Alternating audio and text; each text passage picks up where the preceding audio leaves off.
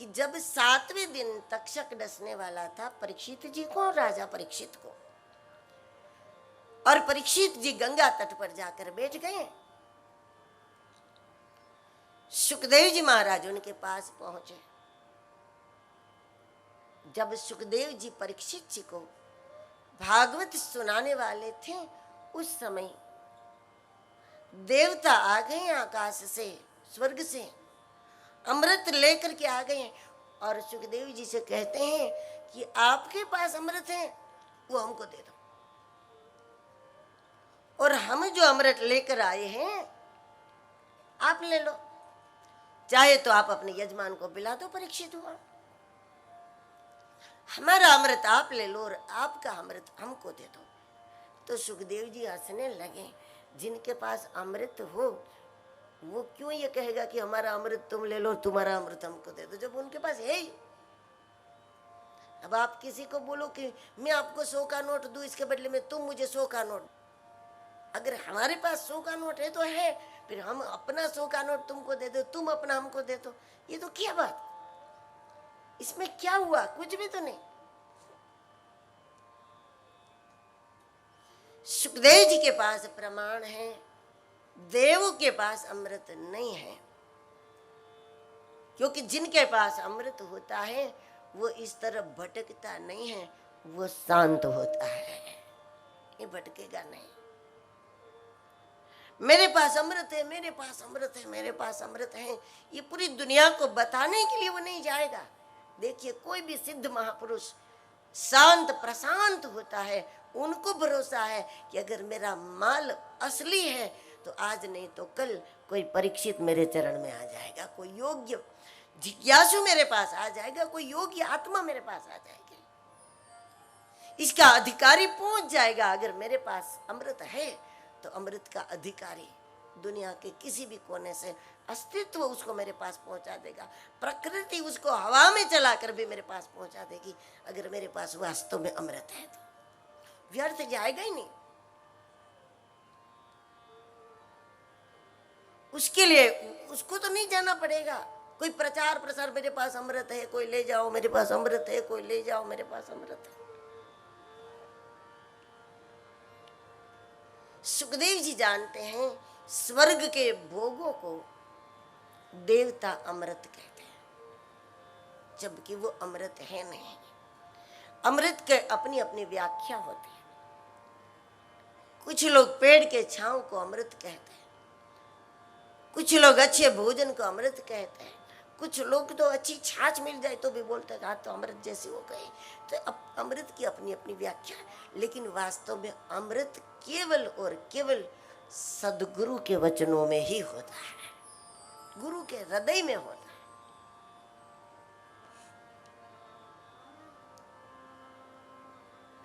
हमारा अमृत आप ले लो और आपका हमको दे दो। मान लो कि अगर ऐसा हुआ होता, सुखदेव जी कहते कि ठीक है चलो तुम्हारा हमको दे दो, और अब मेरा अमृत लेने के लिए बैठो भागवत में। देवता बैठने वाले नहीं थे, देवता कहते 2 दिन के बाद आएंगे। कोई कहेगा कि हम तो इतवार के दिन जरूर कथा में आएंगे, आज नहीं। कोई कहेगा कि आखिरी दिन का 1 दिन का सुन ले तो 7 दिन का फल मिल जाएगा। कोई कहेगा कि कृष्ण जन्म का वे बता दो, हम उस दिन आएंगे, नंदोत्सव में हम जरूर आएंगे, आज नहीं। सारे देवता हट जाते हैं। देवता केवल अपने अमृत का दिखावा करना है। सुखदेव जी का अमृत लेने नहीं आए थे। देवों का केवल यही उपाय, यही हेतु था कि परीक्षित जी को सुखदेव जी का अमृत न मिल जाए। खुद अमृत पीने नहीं आए थे, परीक्षित को अमृत से वंचित रखने आए थे, क्योंकि देवता को पता है कि जो सदगुरु का अमृत पी लेता है वो देव कभी नहीं बनता, वो सीधा सीधा परमात्मा में विलीन हो जाता है। इससे देवों को आपत्ति है। देव तो ये चाहेंगे शरीर छोड़कर देव बनो, स्वर्ग में जाओ, मतलब उनकी पार्टी में जुड़ जाओ। देवता यही चाहेंगे कि सारे लोग हमारी पार्टी में आ जाए, शरीर छोड़े और स्वर्ग में आवे। कोई वरुण लोक, कोई इंद्र लोक, कोई ब्रह्म लोक, हमारी पार्टी में आ जाए बस, हमारी संख्या बढ़े। लेकिन पृथ्वी लोक का मनुष्य जब श्रीमद् भागवत को पी लेता है, स्वर्ग में कभी नहीं जाता, वो सीधा पर ब्रह्म में विलीन हो जाता है। देवताओं का लोक तो उसे काफी काफी काफी नीचे रह जाता, क्योंकि ये तो वैचारिक उन्नति है, ये वैचारिक उद्धार है जो कहां से कहां ले जाता है। इसी कारण से देवता आए थे। सुखदेव जी ने देवताओं को कहा, क्व सुधा क्व कथा लोके, क्व काच क्व मणिमा, ब्रह्मरातो विचार्येव तदा देवाजिहास। मेरे पास अमृत है ही नहीं। वास्तव में सुखदेव जी के पास ही अमृत है, देवों के पास नहीं है। लेकिन सुखदेव जी का व्यंग है, जरूर अमृत के बदले में अमृत हो सकता है, लेकिन मेरे पास अमृत नहीं है ना। तुम्हारे पास अमृत है, मेरे पास अमृत नहीं है। मेरे पास तो कथा है। मतलब यह है कि कथा ही अमृत है। तुम जिस वस्तु को अमृत कह रहे हो, भोगों को, सुविधा को, सुख को, सत्ता को, धन संपत्ति को, शारीरिक स्वार्थ को, शारीरिक सुंदरता को तुम अमृत समझ रहे हैं, वास्तव में वो अमृत नहीं है। सुखदेव जी कहते मेरे पास अमृत है ही नहीं, मेरे पास तो कथा है। मतलब कथा ही अमृत है।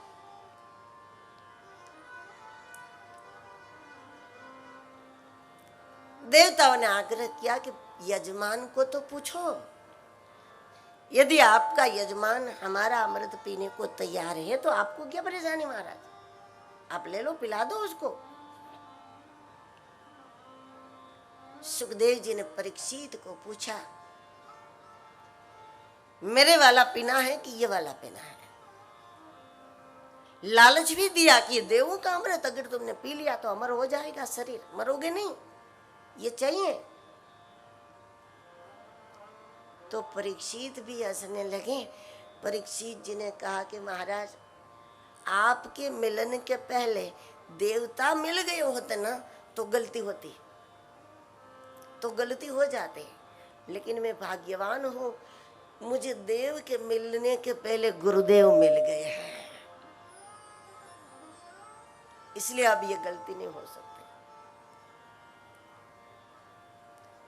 अब सुखदेव जी ने यहां तक बता दिया देवताओं को कि देखो, मेरा शिष्य भी तुम्हारे अमृत को अमृत नहीं कहता, स्वर्ग के भोगों से प्रभावित नहीं होता, तो फिर मेरे प्रभावित होने की तो बात ही क्या। कभी कभी लोग अपने वैभव के द्वारा सिद्ध महात्माओं को प्रभावित करना चाहते हैं। हाँ, सेवा जरूर करो, प्रसन्न करो संतों को अपने वैभव के द्वारा, लेकिन जब हम उनको दिखाना चाहे कि आपने कभी देखा नहीं, आपने सोचा नहीं, वो सब हमारे पास है, तो इसका मतलब ये है कि हम उनका भीतरी वैभव नहीं जानते। संतों का भीतरी वैभव इतना अद्भुत होता है, देवताओं को कल्पना नहीं इसकी। अब जब मना कर दिया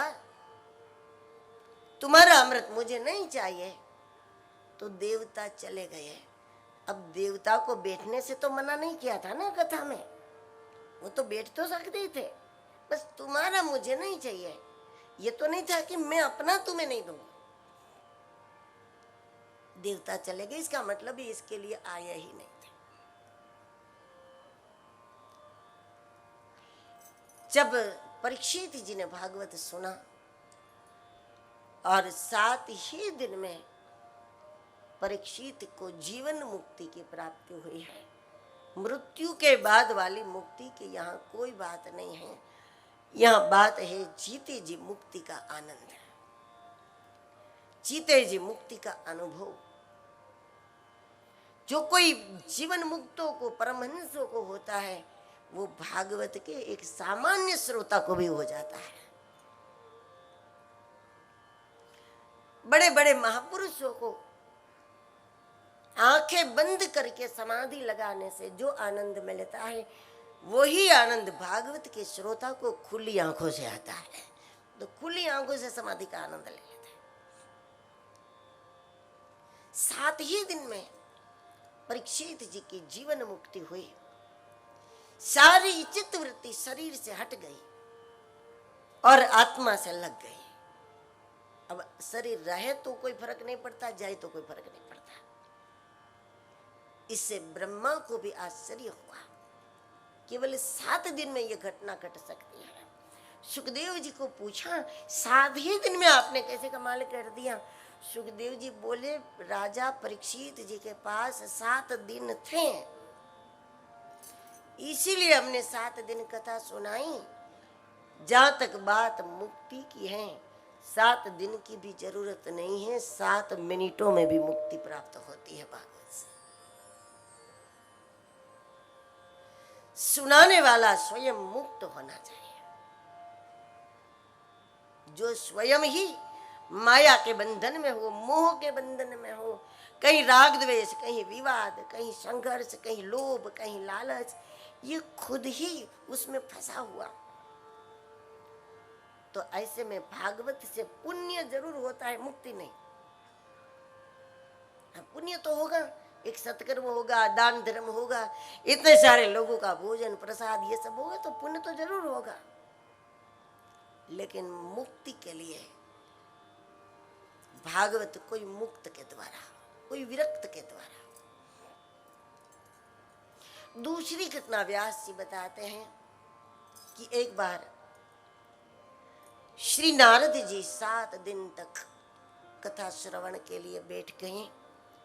जब नारद जी ने कलयुग देखा, ब्रह्मलोक से पृथ्वी देखे ना, तो बहुत सुंदर दिखे, बहुत सुंदर नजर आए। ये संसार ऐसा है, दूर से देखो तो बहुत सुंदर लगता है। आपको हमेशा यही लगेगा कि पड़ोसी के घर में जितना सुख है उतना हमारे घर में नहीं। आप अपने बच्चों को भी यही कहोगे कि देखो उसके बच्चे, उसका बेटा देखो कितना समय पे स्कूल जाता है, उसका बेटा देखो कितना समय पे घर आता है, उसका बेटा देखो कितना कम टाइम मोबाइल लेता है, उसका बेटा देखो। आपको पता नहीं है, वो अपने बेटे को आपके बेटे का उदाहरण देते हैं। संसार हमेशा दूर से सुंदर लगता है।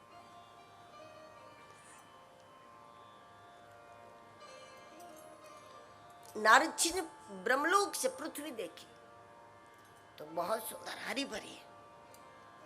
जब नीचे आ गए खुद, आकर के जब दुनिया में देखा कलयुग के माहौल को, नारद जी व्यथित हो गए। सबसे बड़ा दुख उनको इस बात का था, सत्यम नास्ति। लोग छोटे छोटे लाभों के लिए झूठ बोलते हैं। उनको पता नहीं कि वो अपने दैवी गुणों का नाश कर रहे हैं, अपनी ईश्वरीय ऊर्जा को नष्ट करते हैं। इससे सत्यम नास्ति तपः शोचम दया दानम न विद्यते उदरम भरिणो जीवा वरा का कूट भाषिण। लोग केवल पेट भरने के लिए जी रहे हैं, मतलब भोजन से नहीं, बस लोग चाहते हैं इतना मान मिल जाए कि तृप्त हो जाए, इतना पद मिल जाए कि इससे तृप्ति हो जाए, इतना धन मिल जाए कि हम तृप्त हो जाए, जबकि तृप्ति का उपाय नहीं है। तृप्ति का उपाय एकमात्र है, जब हम भजन से अतृप्त हो जाए तो हम भोग से तृप्त हो जाए। भजन ही एक उपाय है। इस प्रकार घूमते हुए नारद जी ने यमुना तट पर साक्षात भक्ति देवी को देखा। उनके 2 पुत्र साथ में हैं, ज्ञान और वैराग्य। ज्ञान वैराग बेहोश है, इसलिए भक्ति रोती है। साक्षात भक्ति देवी के 2 पुत्र है, ज्ञान वैराग्य। वो बेहोश होने के कारण भक्ति दुखी है। इसका मतलब ज्ञान भी बेहोश होता है, वैराग भी बेहोश होता है। ज्ञान ब्रह्म ज्ञान नहीं होता तब तक खतरा है। बड़े बड़े ज्ञानियों को माया प्रभावित करती है, बड़े बड़े ज्ञानी प्रभावित होते हैं। रामचरितमानस में राम जी को माया मृग के पीछे दौड़ते हुए दिखा करके तुलसीदास जी ने भी ये बताना चाहा कि बड़े बड़े ज्ञानी माया के पीछे पागल हो जाते हैं। अब ये तो अवतार लीला है, लेकिन बात यह है ज्ञान ब्रह्म ज्ञान हो जाए तो कोई खतरा नहीं। जब तक ज्ञान ब्रह्म ज्ञान नहीं है, जानकारी है, किताबी ज्ञान है, सुना हुआ ज्ञान है, जानकारियों को इकट्ठा किया है, तब तक ज्ञान भ्रमित होता है माया से। और वैराग्य जब तक संसार से होता है, वस्तु से वैराग्य होता है, वो वास्तविक नहीं है, वो भ्रमित हो सकता है। जिस दिन जीवन की क्षणिकता, शरीर की नाशवंतता समझ में आ जाए, वो असली वैराग्य है। ये शरीर पहले भी नहीं था, और जो वस्तु पहले नहीं थी वो कभी भी गायब हो जाएगी। उसका कितना भरोसा करना, उसके लिए हमें कितना पाप करना, नहीं करना, ये सोचना चाहिए।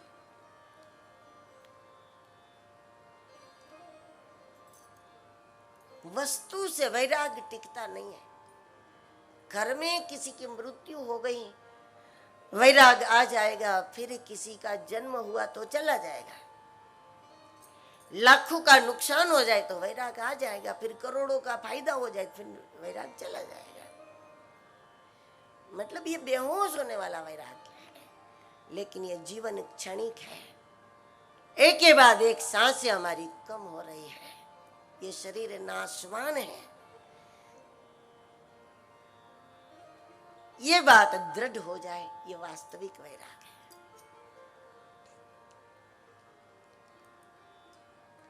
भक्ति ने अपना परिचय दिया, अपने संतान की बेहोशी से मैं दुखी हूं बताया। नारद जी ने उसको जगाने के लिए प्रयास किया, न जागे। तब आकाशवाणी हुई कि किसी महापुरुष से मिलो और उनसे परामर्श लो। किसी महापुरुष से परामर्श लो तो जरूर जागेंगे। अब नारद जी ज्ञान विराग को जगाते ना, तो क्या होता था, कभी कभी जागते थे, वापस सो जाते थे। कभी जागे फिर 10 मिनट में वापस सो जाए। ऐसा बार बार हुआ तो नारद जी तो सोचने लगे कि मैं जागता हूं कि नहीं, ये पहले देख लो। अपनी जागृति पे उनको संदेह हुआ कि मैं तो नहीं सो रहा हूं।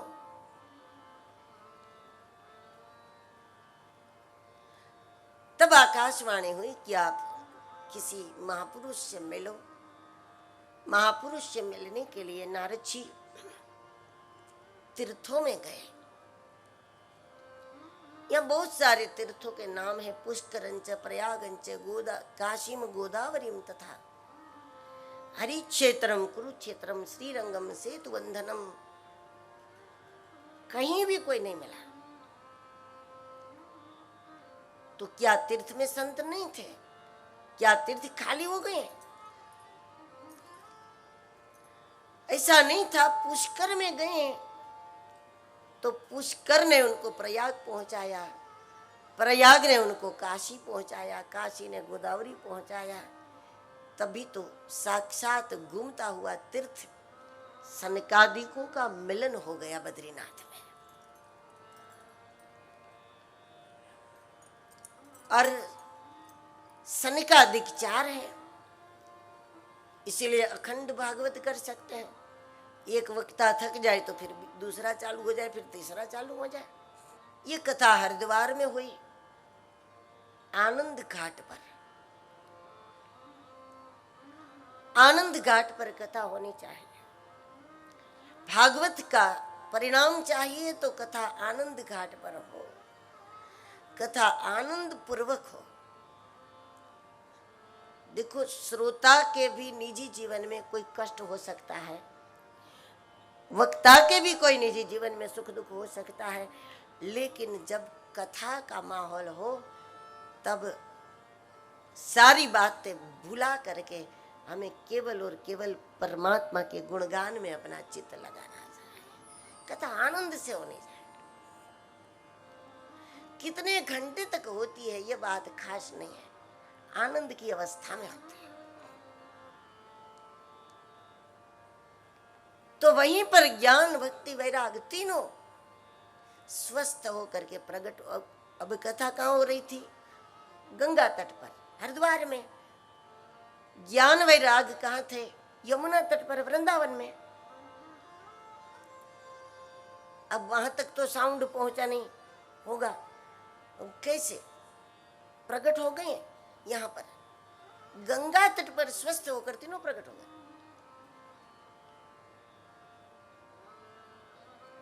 यही भागवत की महिमा है कि भागवत सुनने वालों का तो कल्याण होता ही है, लेकिन भागवत आप जिनके कल्याण की भावना से करते हैं तो भागवत नहीं, भागवत का भाव वहां पहुंच जाता है और उसका कल्याण हो जाता है।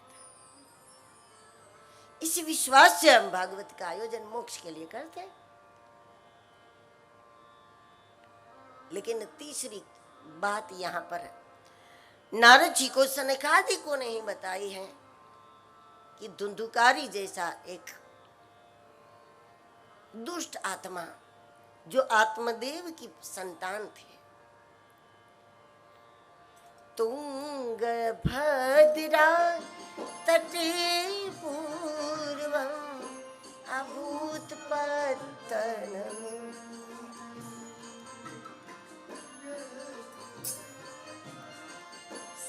धर्मेषु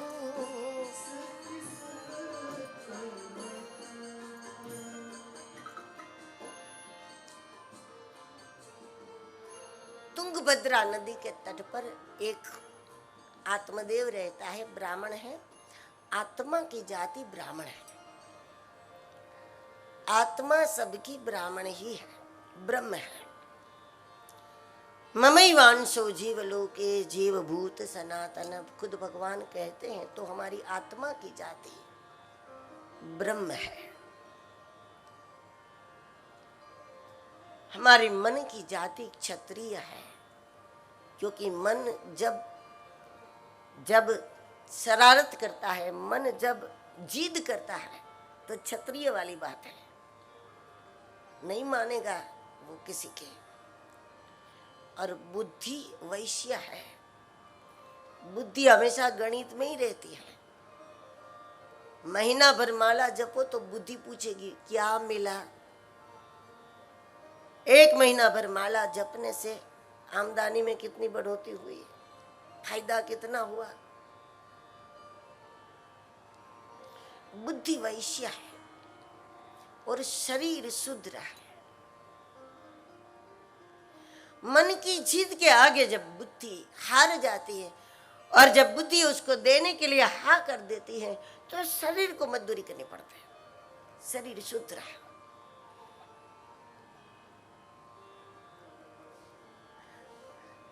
आत्मदेव के घर में संतान नहीं है। आत्मा की संतान क्या होती है? आत्मा की संतान होती है चिंतन मनन भजन। लेकिन ऐसा होता नहीं था क्योंकि बुद्धि आत्मा के अनुकूल नहीं थे। जब बुद्धि में कपट भरा हो तो आत्मा का तेज बुद्धि को छूता नहीं है, और जब आत्मा का तेज बुद्धि को प्राप्त ही नहीं होगा तो ऐसे में बिना आत्मा के तेज के बुद्धि के द्वारा चिंतन मनन भजन का जन्म कैसे होगा? और भजन के बिना जीवन अधूरा रहेगा, चिंतन के बिना जीवन अधूरा लगेगा, साधना के बिना जीवन अधूरा ही लगेगा। इस बात का बुद्धि को दुख नहीं है, इसलिए यहाँ बुद्धि को आत्मदेव की पत्नी बताया और उसका नाम धुंधुली बताया। धुंधुली बुद्धि संसार को भी अपना मानती है, भगवान को भी अपना मानती है। कभी कभी संसार को भी अपना नहीं मानती, भगवान को भी अपना नहीं मानती। ये बुद्धि का धुंधलापन है। महापुरुषों की बुद्धि में जब स्पष्टता आ जाती है तो वो स्पष्ट कह देते हैं, जैसे मीरा ने कह दिया, मेरे तो गिरधर गोपाल दूसरो न कोई। मतलब हो गई स्पष्ट बुद्धि, हो नहीं होई सो होई। अब तो बात फैल गई, जाने सब कोई, मीरा ऐसी लगन लगी, अब हो नहीं होई सो होई। स्पष्ट बुद्धि।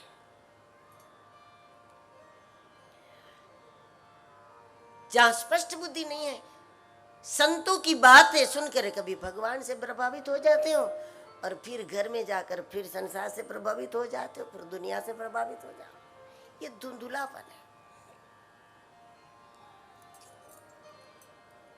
आत्मदेव ने एक बार घर छोड़ दिया और एक महात्मा के पास पहुंचे। महात्मा ने बहुत समझाया, मुच ज्ञानम प्रजारूपम बलिष्ठा कर्मणो गते। तुम्हें संतान नहीं हो रही, ये ना सोचो मेरे भाग्य में संतान नहीं है, बल्कि ये सोचो कि किसी जीवात्मा के भाग्य में मेरे जैसा बाप नहीं है। कोई जीवात्मा इतनी भाग्यवान नहीं कि मेरे जैसा पिता मिला उसको। क्यों दुखी हो रहे इस बात पर?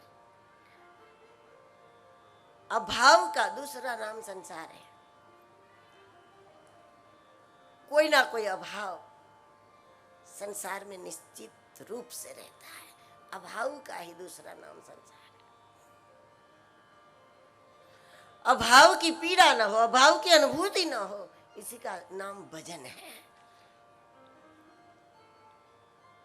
घर में कुछ ना हो, जेब में कुछ ना हो, लेकिन भजन वालों को कभी लगता ही नहीं कि कोई कमी है, क्योंकि अपने आप में वो तृप्त होता है।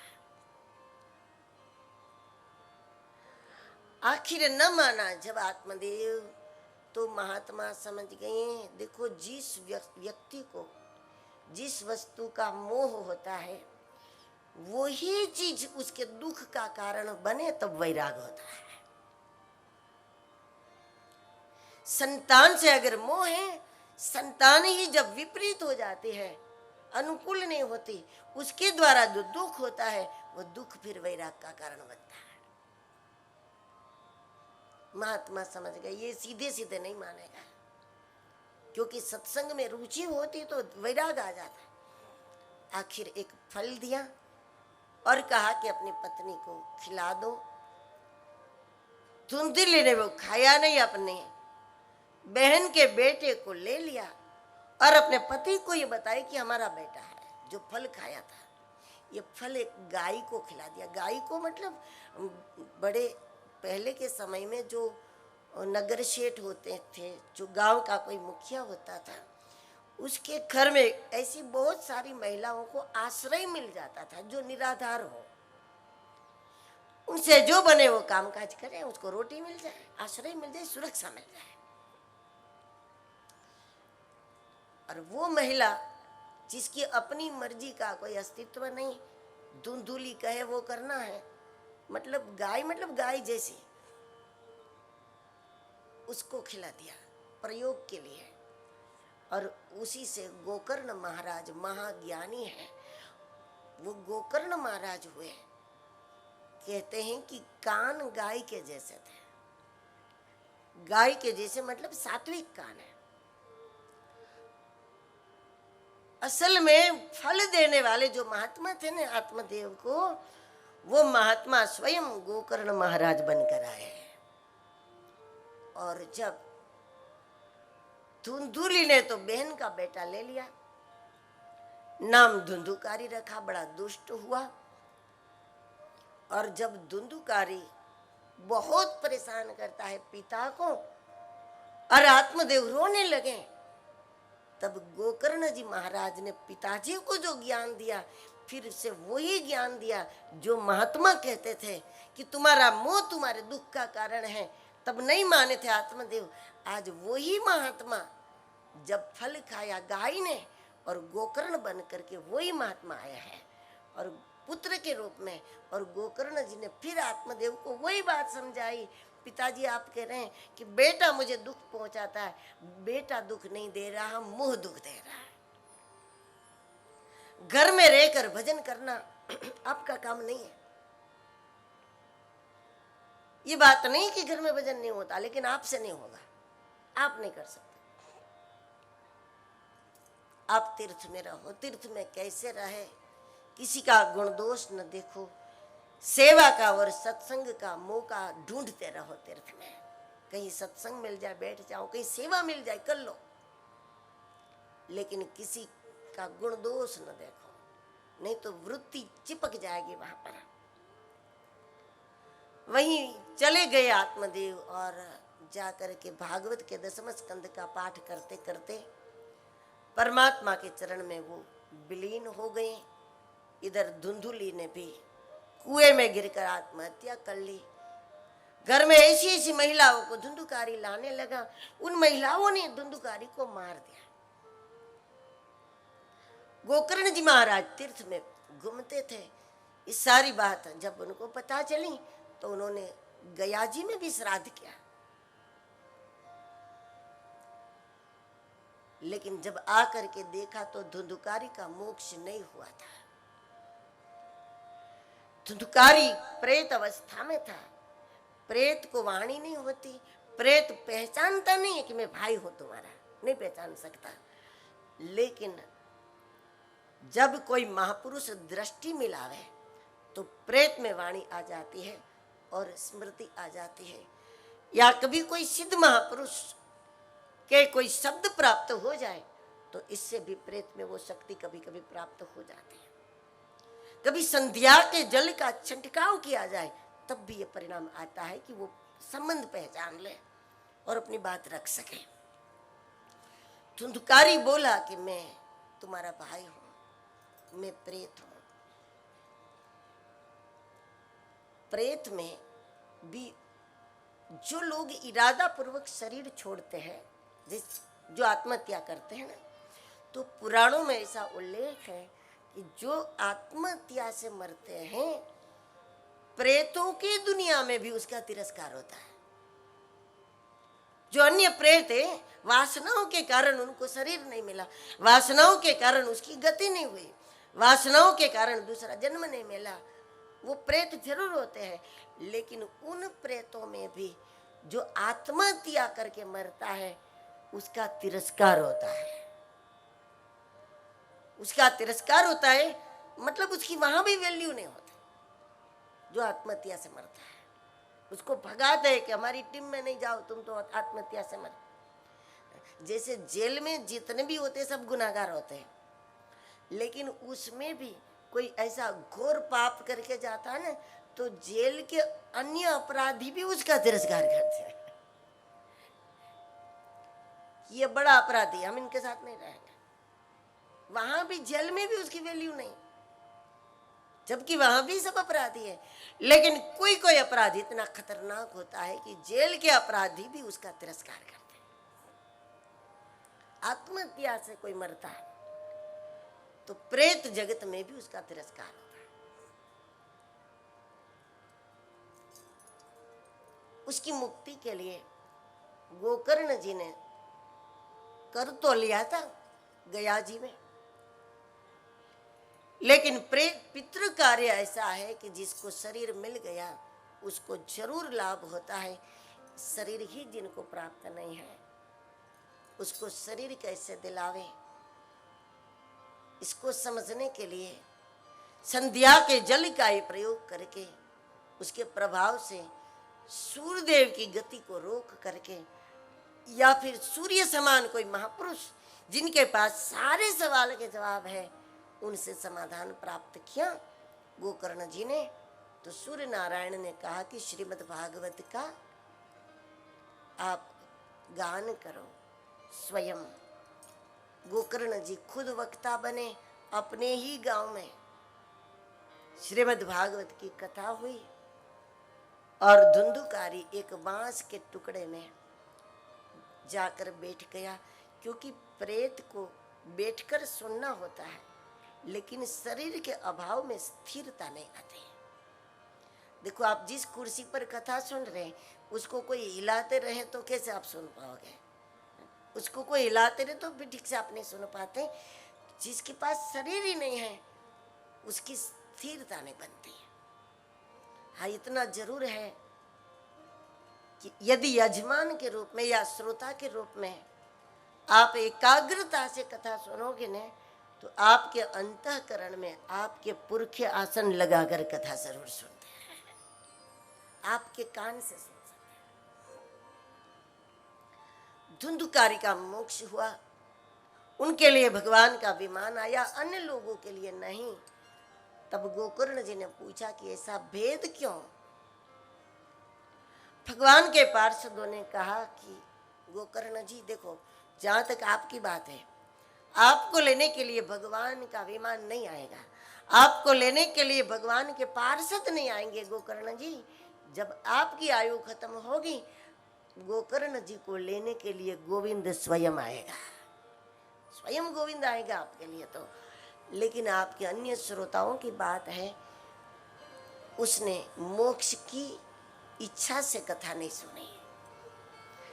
जब आप पितरों के मोक्ष की हेतु से ही सुनोगे तो जो हेतु होगा वो सिद्ध होता है। जो मोक्ष की भावना से सुने तो जरूर उसको जीवन मुक्ति होती है। परीक्षित ने उसी भाव से सुना था, अपनी मुक्ति के लिए। फिर से गोकर्ण जी ने कथा सुनाई और सब लोगों ने श्रेष्ठ हेतु से कथा सुनी। पूरे नगर के जीव जंतु का भी मोक्ष हुआ है। गोकर्ण जी के नगर के जो जितने छोटे मोटे जो कुत्ते थे, पशु थे, छोटे छोटे जीव थे, उसका भी मोक्ष हुआ है। अब छोटे छोटे जीव कथा नहीं समझ सकते, मतलब कथा न समझो तो भी मोक्ष होता है, मुक्ति होती है। समझकर सुनो तो मुक्ति नहीं, भक्ति प्राप्त होती है, वो बड़ा वरदान है। बिना समझे सुनो, अरे सुस्ती में सुनो, सो जाओ, कोई बात नहीं, मुक्ति तो भी होगी, तब भी होगी मुक्ति।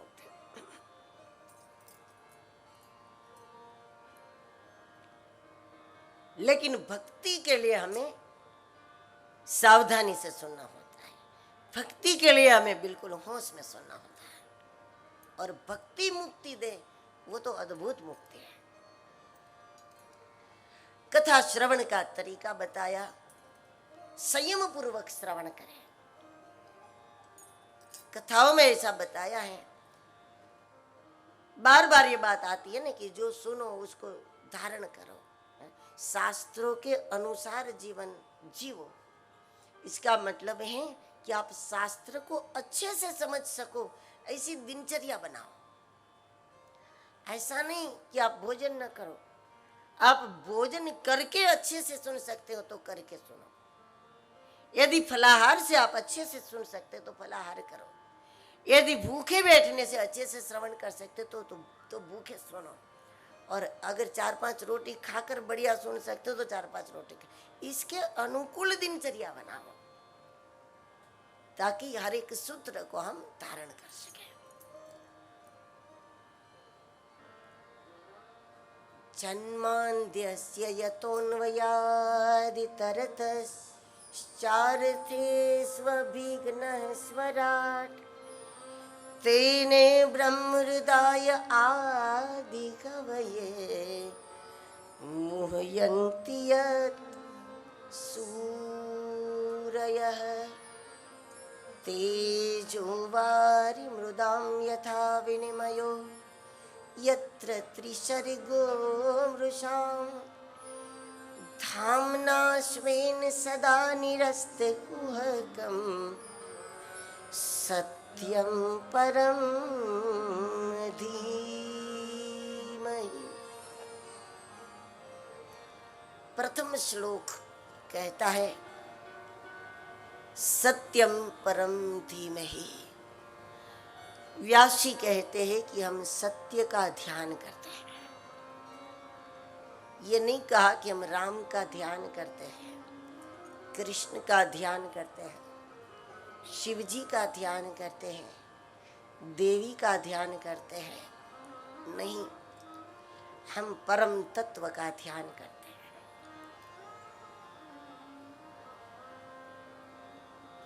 ध्यान के द्वारा हमें उस निराकार में ही अपनी चेतना लगानी होती है, अपनी सुरती लगानी होती है। हाँ, धनुष वाले स्वरूप को पकड़ो, बांसुरी वाले स्वरूप को पकड़ो, शिव जी को, ओमकार को, सूर्य को, देवी को, ये ध्यान का आधार है। आधार के बिना ध्यान नहीं होता। हमारी भटकती हुई स्मृति है, हमारी भटकती हुई चित्तवृत्ति है, उसको हमें आधार देना पड़ता है। तो किसी भी दिव्य स्वरूप को हम आधार के रूप में धारण करते हैं, तो वो राम, कृष्ण, देवी, देवता, ओमकार या सूर्य या अपने गुरु का स्वरूप या अपने गुरुदेव के चरण का स्वरूप कुछ भी हो सकता है। वो ध्यान का आधार है। उस आकार का आधार लेकर के हमें अपनी चेतना को निराकार में प्रवेश देना होता है। उसका कोई रंग रूप नहीं है, उसका कोई आकार नहीं है। सत्यम परम धीमहि।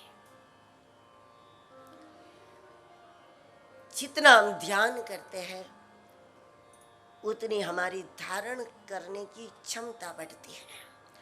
हम ध्यान करोगे न तो एक साथ अनेक काम आराम से करोगे, नहीं तो एक साथ 3-4 काम आपके ऊपर आ गया तो चिड़चिड़े हो जाओगे। 2-4 काम आपको इकट्ठा करना पड़े ना तो स्वभाव खराब हो जाएगा, चिड़चिड़ापन हो जाएगा। जिसका कोई अपराध नहीं उस पर टूट पड़ोगे, उस पर गुस्सा उतरेगा आपका, और फिर उसको दुख पहुंचाने का भी एक पाप बन जाएगा। क्योंकि किसी के आत्मसम्मान को चोट पहुंचाने का किसी का कोई अधिकार नहीं होता, वो अपराध ही है, चाहे वो हमसे छोटा हो या बड़ा हो। लेकिन अकारण किसी के आत्मसम्मान को चोट पहुंचाने का हमारा कोई अधिकार नहीं। तो ऐसा इसलिए होता है 2-4 काम एक साथ होने से। लेकिन ध्यान करो, पहले चित्त वृत्ति को एक केंद्र में लगाओ, मिनट, 2 मिनट, 5 मिनट, और उसके बाद दुनिया को देखो। फिर चाहे एक साथ 10 काम करना पड़ेगा, कर लोगे आराम से। मानसिक संतुलन अगर छूट गया तो समझ लो कि आपकी धारण क्षमता कम है, और ऐसे लोगों को अपनी ध्यान की शक्ति बढ़ानी चाहिए। दूसरे श्लोक में भागवत जी का हेतु बताया। धर्म प्रोजित केत्रवोत्र परमो निर्मत शराणाम सताम वेद्यम वास्तवमत्र वस्तु शिवदम तापत्रयो मूलनम। श्रीमद्भागवते महामुनि कृते किम वा परेरीश्वरः सद्योरद्यवरुद्धतेऽत्र कृतिभिः शुश्रूषुभिः तत्क्षणात्। व्यास जी महाराज का हेतु क्या है, क्यों भागवत की रचना की? तो व्यास जी स्वयं बताते हैं कि मैं